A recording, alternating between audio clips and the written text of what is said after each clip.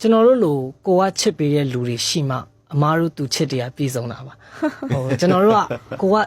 ပြည့်စုံချစ်ပေးနိုင်မှာအမားတို့ကကိုခင်မောကကိုပေါ်ကောင်းမယ်လို့အမားတို့တွေးမယ်အမားတို့သူ့ကိုမေတ္တာပြန်ဖြစ်မယ်တကယ်တော့အချစ်ဆိုတာလှုပ်ယူလို့မရဘူးပေါ့နော်စူးစမ်းကြည့်ရင်တော့ကျွန်တော်မပြောတတ်ဘူးအချစ်ဆိုတာတော့လှုပ်ယူလို့မရဘူးအချစ်ဆိုတာနှလုံးသားအော်တိုခံစားမှကိုယ့်ကိုဖြစ်လာတဲ့အချစ်အဲ့ဒါကိုခံစားမှုအချစ်ပေါ့နော်အဲ့တော့ကျွန်တော်တို့ကိုချစ်တွေကအမားတို့ဖြည့်ဆည်းပေးပါမှအမားတို့သူချစ်တွေကလိုက်ပြီးတော့အော်သူငါ့ပေါ်ကောင်းတယ်သူငါ့ပေါ်ချစ်နိုင်တယ်လိုက်ပြီးရွေးချယ်ရမှာပေါ့နော်အခြေခံကြတော့ကျွန်တော်ကနည်းနည်းအခြေခံကြရလို့တော့ထင်တယ်ဘလို့ပဲမိခင်စိတ်ပဲဖြစ်ကွယ်ဘလို့ပဲ